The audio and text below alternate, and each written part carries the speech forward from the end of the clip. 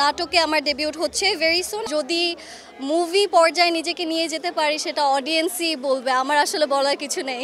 National যে কম্পিটিশনগুলো হচ্ছে যেমন লাক্স, তো ইন্টারন্যাশনাল কম্পিটিশন যেমন miss world, miss universe, miss Cosmo, miss earth, so many things are happening around. Alright guys, এই মুহূর্তে আমি আছি মিস ইউনিভার্স বাংলাদেশ 2025-এর মঞ্চে, আর আমার সাথে আছে আরেক সুন্দরী নীলা। তিনি ইতিমধ্যেই একটি ইউনিভার্সের প্রোগ্রাম সম্পন্ন করলেন, এবং কেমন লাগলো আসলে প্রোগ্রামটা? It was wonderful, and I have been watching Mithila Apu quite a long time, and I think this is high time. I think it was her moment.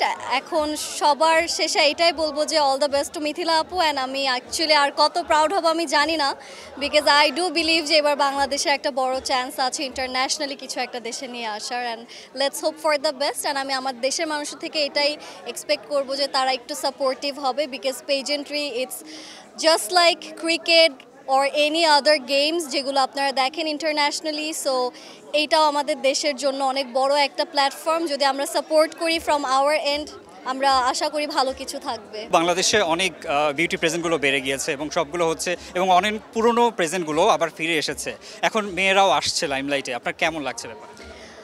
Wonderful, because আমরা এমন একটা জায়গা থেকে বিলং করি যেখানে মেয়েদের জন্য অপরচুনিটিস আসলে সব সময় থাকে না, বা থাকলেও একটা স্পেসিফিক ক্লাসের মানুষের কাছে অপরচুনিটিসগুলো থাকে। সো এখন আসলে দেখা যাচ্ছে বাংলাদেশে যেমন আমাদের ন্যাশনাল যেই কম্পিটিশনগুলো হচ্ছে যেমন লাক্স, তো ইন্টারন্যাশনাল কম্পিটিশন যেমন miss world, miss universe, miss Cosmo, miss earth, so many things are happening around. So আমার কাছে মনে হয় যে এই সুযোগগুলো মেয়েরা যে পাচ্ছে এটা আসলে ছোট করে হাঁটি হাঁটি পা পা করে সবার জন্য একটা বড় অপরচুনিটি। জাস্ট নিজেকে বিল্ড আপ করতে হবে যাতে ন্যাশনাল থেকে ইন্টারন্যাশনাল যাওয়ার সুযোগটা নিজের যোগ্যতা নিয়ে নিতে পারে। আচ্ছা, এখন একটু ব্যক্তিগত প্রসঙ্গে আসি, নীলার কাজ কেমন চলছে এখন? কাজ খুবই ভালো চলছে। আপনাদের জন্য একটা বড় সারপ্রাইজ আসছে যেটা আমি এখন রিভিল করব না, ওয়েট ফর দ্যাট। আপনারা অনেক দিন ধরে আমাকে নাটকে দেখতে চাচ্ছিলেন, so I will be giving you guys a very good show ইনশাল্লাহ, হোপফুলি।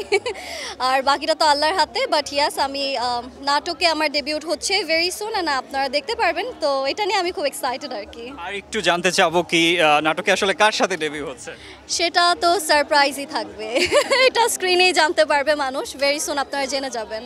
আচ্ছা, যেহেতু নাটকে ডেবিউ হচ্ছে, নিশ্চয়ই সিনেমারও একটা প্ল্যান আছে। সিনেমাটা আসলে আমার কাছে মনে হয় যে ফার্স্টে আমি একটু ছোট পর্দা থেকে কাজ শুরু করতে চাই, তারপর আরেকটু এক্সপিরিয়েন্স নিয়ে তারপর আমি বড় পর্দা নিয়ে চিন্তা করব। এখন আপাতত acting is acting for me, সেটা নাটক হোক বা সিনেমা হোক, সব কিছুর জন্য অ্যাক্টিং ইজ অ্যাক্টিং। তো আমি অ্যাজ আ আর্টিস্ট আমি একটা ভালো অ্যাক্ট্রেস হিসেবে নিজেকে দেখতে চাই, অ্যান্ড যদি মুভি পর্যায়ে নিজেকে নিয়ে যেতে পারি সেটা অডিয়েন্সই বলবে, আমার আসলে বলার কিছু নেই। আচ্ছা, এবার একটু নীলার সংসার জীবন কেমন যাচ্ছে?